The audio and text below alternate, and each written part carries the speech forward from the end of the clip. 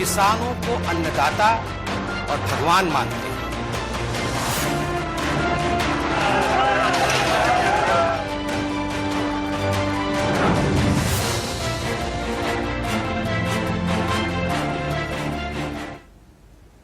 नमस्कार, आप देख रहे हैं इंडिया न्यूज। आपके साथ मैं हूं शुभ्रा सुमन। किसानों और सरकार के बीच बात बनती दिखाई नहीं दे रही है। डेडलॉक लगातार बरकरार है। विपक्ष अपनी सियासत कर रहा है और इन सब के बीच एक बड़ी खबर आ रही है इसी से जुड़ी हुई, जिसका हम सबसे पहले रुख कर लेते हैं। केंद्र सरकार की ओर से किसानों को एक और चिट्ठी लिखी गई है। चिट्ठी में किसानों से आंदोलन खत्म करने की अपील की गई है। फिर से एक बार खुले मन से बातचीत के लिए किसान आगे आए, ये केंद्र की तरफ से अपील की गई है। अपने सुविधानुसार बातचीत का समय तय कर लें। सरकार ने ये किसानों से कहा है। 40 किसान संगठनों को सरकार ने पत्र लिखा है। फिर से एक बार ये पत्र लिखा गया है। लेकिन इस बीच आप जान लीजिए कि 29वें दिन भी कृषि कानून के खिलाफ किसान लगातार डटे हुए हैं। बॉर्डर्स पर, दिल्ली के बॉर्डर पर किसानों का प्रदर्शन जारी है और वो ये कह रहे हैं कि पहले सरकार कानून को वापस ले, पहले सरकार तीनों कृषि कानूनों को वापस ले, उसके बाद ही हम आगे की बातचीत करेंगे। लेकिन सरकार ने फिर से एक बार चिट्ठी लिखी है, वो हम आपको दिखा भी रहे हैं टीवी स्क्रीन पर। लेकिन इन सबके बीच विपक्ष ने, आपको मालूम होना चाहिए, 2 करोड़ किसानों के हस्ताक्षर वाला जो ज्ञापन है वो राष्ट्रपति को सौंपा है। सियासत लगातार चल रही है। विपक्ष ये कह रहा है कि अगर सरकार ये सोचती है कि किसान हट जाएंगे, बॉर्डर से चले जाएंगे पीछे, तो ऐसा मुमकिन नहीं है। राहुल गांधी ने राष्ट्रपति से मुलाकात की, कांग्रेस के वरिष्ठ नेताओं के साथ, और प्रियंका गांधी जिस तरीके से हिरासत में ली गई वो हमने देखा। सीधे हम रजत राकेश टंडन का रुख कर लेते हैं। हमारे संवाददाता हमारे साथ जुड़े हुए हैं। रजत, आज हाई वोल्टेज ड्रामा रहा, किसानों का मुद्दा एक तरफ, लेकिन अब विपक्ष जिस तरह से सड़कों पर है, विपक्ष जैसे मुलाकातें कर रहा है, प्रदर्शन कर रहा है, प्रियंका गांधी एक्टिव मोड में नजर आई। ऐसा लग रहा है कि वो लाभ लेने की कोशिश किसानों के सहारे कर रहा है। आज पूरा जो घटनाक्रम रहा, अभी क्या चल रहा है, कांग्रेस की ओर से क्या कहा जा रहा है? राहुल गांधी ने बहुत लंबी स्पीच दी। रजत, बिल्कुल, देखिए, सुबह से ही जितने भी कांग्रेस के नेता थे वो सब इसी ग्राउंड, यानी जहां इस वक्त मैं मौजूद हूं 24 अकबर रोड पे, अपने कैमरामैन से कहूंगा यही वो ग्राउंड था जहां पर सारे नेता इकट्ठे थे। सोशल डिस्टेंसिंग के साथ कुर्सियां यहीं लगी हुई थी, यहीं पर माइक था, सब लोगों ने लगातार बोला, अपने अपने भाषण जो थे यहां पर दिए। उसके बाद 2 बसेस कांग्रेस पार्टी ने अरेंज करी थी राष्ट्रपति भवन जाने के लिए। पुलिस ने मना कर दिया, 140 इंपोज कर दिया। सिर्फ राहुल गांधी, अधीर रंजन चौधरी और गुलाम नबी आजाद, क्योंकि दोनों पोस्ट पर हैं, उन्हीं को जाने की इजाजत हुई। वो लोग वहां गए। आकर राहुल गांधी ने सीधा निशाना साधा प्रधानमंत्री नरेंद्र मोदी के ऊपर और साफ कहा कि ज्वाइंट सेशन बुलाइए और बिल वापस लीजिए। पहली बात, जब राहुल गांधी यहां से निकल गए तो प्रियंका गांधी, जितने भी CWC मेंबर्स हैं, MPs हैं, सब यहीं पर मौजूद थे। सबने धरना दिया, जाने की कोशिश करी, राष्ट्रपति भवन तक नहीं जा पाए, पुलिस को गिरफ्तारी दी और उसके बाद मंदिर मार्ग थाने गए, वहां से सबको रिलीज कराया गया। तो कांग्रेस एक मैसेज देना चाहती थी कि एक तो कांग्रेस पार्टी साथ में है, कोई लड़ाई झगड़ा नहीं है। दूसरी मैसेज इस बात का कि हाँ, किसानों के संगठन के साथ कांग्रेस पार्टी खड़ी हुई है। किसानों के संगठन के साथ कांग्रेस पार्टी खड़ी है ये, और बहुत आपने वाजिब बात कही कि कांग्रेस ये भी संदेश देना चाहती है कि वो तमाम नेता कांग्रेस के अंदरूनी जो हालात हैं उनके मद्देनजर एक साथ खड़े हुए हैं। रजत हमारे साथ लगातार बने हुए हैं, हम चलेंगे उनके पास, लेकिन इस बीच एक और अहम खबर का रुख कर लेते हैं। किसानों के मुद्दे पर राष्ट्रपति से राहुल गांधी मिले। जैसा कि हमने बताया, राष्ट्रपति को जो ज्ञापन सौंपा गया है उसमें 2 करोड़ हस्ताक्षर हैं उन किसानों के जो बिल को अपोज कर रहे हैं। राष्ट्रपति को ज्ञापन सौंपने के बाद राहुल गांधी ने मोदी सरकार के खिलाफ जमकर हमला भी बोला। बहुत महत्वपूर्ण बातें राहुल गांधी ने कही और प्रेस के सामने जिस तरीके से तल्ख तेवर नजर आए राहुल गांधी के, उससे साफ जाहिर है कि किसानों के इस आंदोलन के जरिए विपक्ष अपनी सियासत साधना चाहता है। राहुल गांधी ने न सिर्फ ये कहा कि किसानों को बदनाम करने की कोशिश की जा रही है, उन्हें देशद्रोही करार दिया जा रहा है, बल्कि ये भी कहा कि जो भी सरकार के खिलाफ बोलने की कोशिश करता है उसे आतंकवादी घोषित कर देती है सरकार। और एक बहुत महत्वपूर्ण बात, तल्ख टिप्पणी राहुल गांधी ने की है कि अगर मोहन भागवत भी सरकार के खिलाफ बोलेंगे उन्हें भी आतंकवादी घोषित कर देंगे। ये देखिए 2 तस्वीरें हम आपको दिखा रहे हैं। राष्ट्रपति से मिलने पहुंचे राहुल गांधी वरिष्ठ नेताओं के साथ, यानी कि कांग्रेस के वरिष्ठ नेता उनके साथ मौजूद थे। और इसके साथ ही हिरासत में लिया गया प्रियंका गांधी को, क्योंकि पुलिस का यह कहना था कि जिन जिन नेताओं को इजाजत है राष्ट्रपति से मिलने की सिर्फ उन्हें ही जाने दिया जाएगा, बाकी वहां से लौट जाएं। ऐसी नौबत आई तो प्रियंका गांधी को हिरासत में ले लिया गया, हालांकि बाद में उन्हें छोड़ दिया गया। तो ये दो बहुत महत्वपूर्ण तस्वीरें हम आपको दिखा रहे हैं। राहुल गांधी ने सीधे तौर से कहा कि अगर सरकार ये सोचती है कि किसान हट जाएंगे, किसान वापस लौट जाएंगे, तो ऐसा नहीं होगा। राहुल गांधी ने मोदी सरकार पर बड़ा हमला किया है। राहुल ने कहा कि यह सरकार किसान विरोधी है और हम किसानों के साथ खड़े हैं। आपको राहुल गांधी के कुछ बयान सुनवाते हैं। अभी मैं कुछ दिन पहले ऑपोजिशन पार्टीज के लीडर्स के साथ गया और अब हम कांग्रेस पार्टी के जो सीनियर लीडर्स हैं उनके साथ गए। राष्ट्रपति से हमने कहा कि ये जो कानून बनाए गए हैं ये किसान विरोधी कानून है और इससे किसानों का जबरदस्त नुकसान होने वाला है, मजदूरों का, किसानों का। सरकार ने कहा था कि ये कानून किसान के फायदे के हैं और देश को दिख रहा है कि किसान कानून के खिलाफ खड़ा हुआ है। और मैं प्रधानमंत्री जी से कहना चाहता हूं कि ये किसान हटेगा नहीं। प्रधानमंत्री को ये नहीं सोचना चाहिए कि किसान और मजदूर घर चले जाएंगे, नहीं जाएंगे। जब तक ये कानून वापस नहीं लिया जाएगा, जॉइंट सेशन कीजिए और कानून को एकदम वापस लीजिए, क्योंकि किसान वापस नहीं जाने वाला है। और हम सब, विपक्ष की सब पार्टियां किसानों के साथ, मजदूरों के साथ खड़े हैं और खड़े रहेंगे। हाथरस जाते हो, अरेस्ट करते हो, तो एआईसी से हंस हमारे एमपी को बाहर नहीं निकलने देते हो और फिर कहते हो कि भैया मतलब सब कुछ ठीक है। जिस प्रकार से नरेंद्र मोदी कर रहे हैं, मैं फिर से दोहरा रहा हूं, हिंदुस्तान के किसी भी युवा को रोजगार नहीं मिलेगा। सारे छोटे बिजनेस, सारे मिडिल साइज बिजनेस खत्म हो जाएंगे। और दूसरी बात याद रखिए, जिस चीज को आप सब भूल गए हैं, चाइना बॉर्डर पे बैठा है। चाइना ने हिंदुस्तान की हजारों किलोमीटर जमीन छीन ली है। प्रधानमंत्री उनके बारे में क्यों नहीं कहते? उसके बारे में चुप क्यों है? तो मेरा कहना है कि पूरा का पूरा कॉम्बिनेशन बन रहा है। एक तरफ आप अपने सिस्टम को तोड़ रहे हो, आप अपने लोगों को लड़ा रहे हो, आप अपने किसान को मार रहे हो, मजदूर को मार रहे हो, और दूसरी तरफ बाहर से फोर्सेस देख रही हैं, कह रहे हैं कि बहुत अच्छा है, नरेंद्र मोदी हिंदुस्तान को कमजोर कर रहा है और हमारे लिए अच्छी अपॉर्चुनिटी बनने जा रही है। मैं देश को बता रहा हूं, मैं वार्निंग दे रहा हूं कि आप देखिए क्या हो रहा है। और मैं आपको भी कह रहा हूं, प्रेस वालों को भी कह रहा हूं, मैं समझता हूं कि आपको सैलरी मिलती है और आपके लिए बहुत मुश्किल है, मैं समझता हूं बात, इसलिए आप नहीं कह पाते हो जो आपको कहना है। मगर आपके देश को, हमारे देश को बहुत जबरदस्त नुकसान होने वाला है। बहुत डेंजरस रास्ते पर यह देश चल रहा है, ये मैंने कहना था।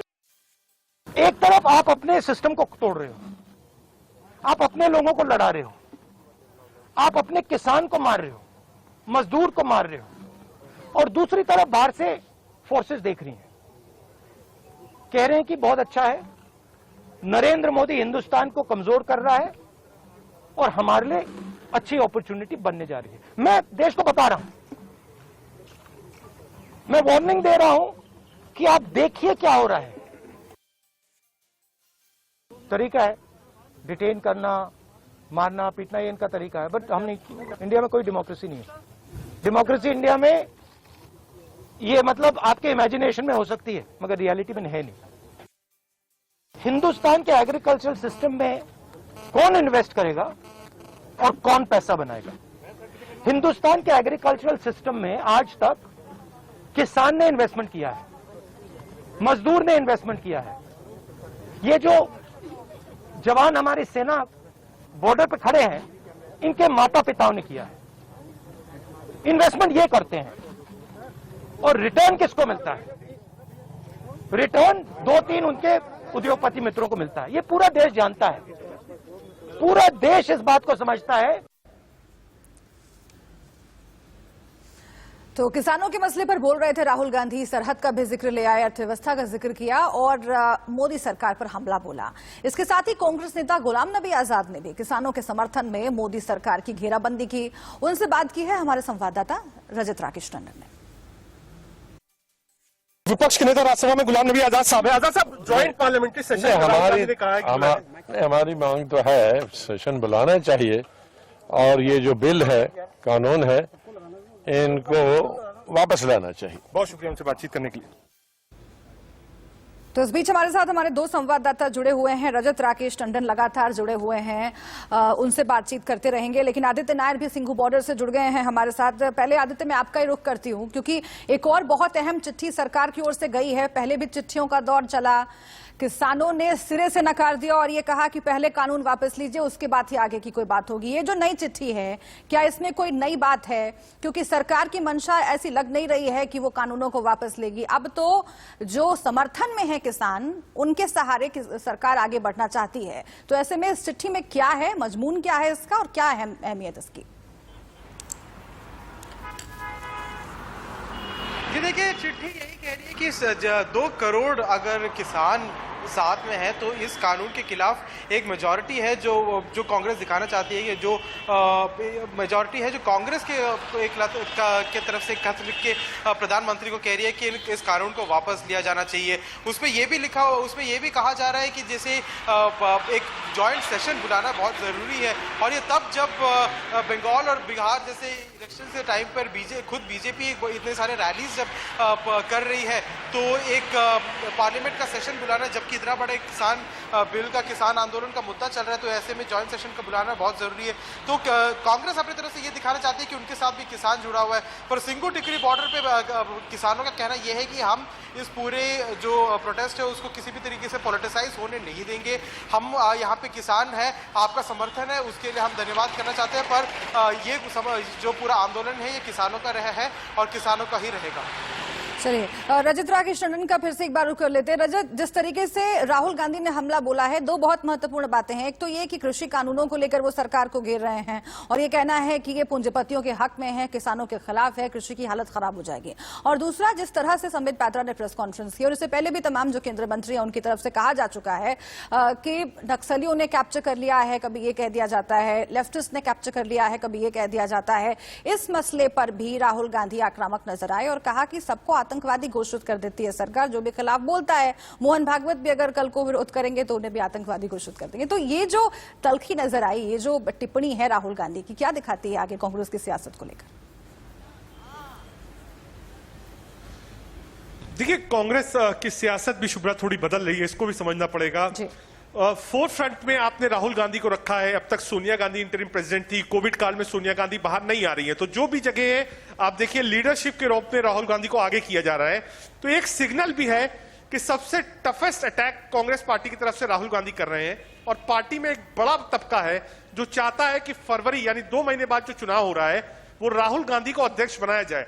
तो राहुल गांधी भी जो पोर्ट्रे कर रहे हैं, चाहे वो किसान आंदोलन हो, कोविड का मामला हो, विपक्षी एकता हो, राहुल गांधी को पोर्ट्रे किया जा रहा है क्योंकि 2 महीने बाद व्यवस्था ऐसी बननी जाएगी कांग्रेस पार्टी में कि राहुल गांधी ही पार्टी को लीड करें एक बार फिर अध्यक्ष के रूप में। जी, बहुत शुक्रिया आपका रजत इस जानकारी के लिए। सुमित, आपका भी शुक्रिया इस जानकारी के लिए। तो लगातार आप देख रहे हैं कि कैसे हंगामे का दौर चल रहा है और इन सब के बीच कांग्रेस नेता आनंद शर्मा ने भी टिप्पणी की है। उन्होंने क्या कहा है, कैसे उनका गुस्सा फूटा सरकार के खिलाफ, आनंद शर्मा से बातचीत की हमारे सहयोगी रजत राकेश टंडन ने। बातचीत करने के लिए कांग्रेस के सीनियर लीडर और राज्यसभा में उपनेता आनंद शर्मा जी मौजूद है। आनंद जी, सिर्फ 3 लोगों को अलाउ किया गया है, मार्च भी नहीं करने दिया गया। सब कांग्रेस के जितने सीनियर लीडर्स थे, एमपी, सीडब्ल्यूसी मेंबर्स, सबको 24 अकबर रोड पर रोक दिया गया। ये देश में विपक्ष की आवाज को दबाने का सरकार की नीयत सामने आती है। अगर देश के संसद सदस्य अपने अन्नदाता और किसान के लिए आवाज नहीं उठा सकते, अगर वो महामहिम राष्ट्रपति के पास नहीं जा सकते, ठीक है, अगर राष्ट्रपति जी को केवल 3 नेताओं को मिलना था, पर बाकी लोगों को रोकना, ये अपने आप में प्रजातंत्र के लिए एक बहुत बड़ा चुनौती है।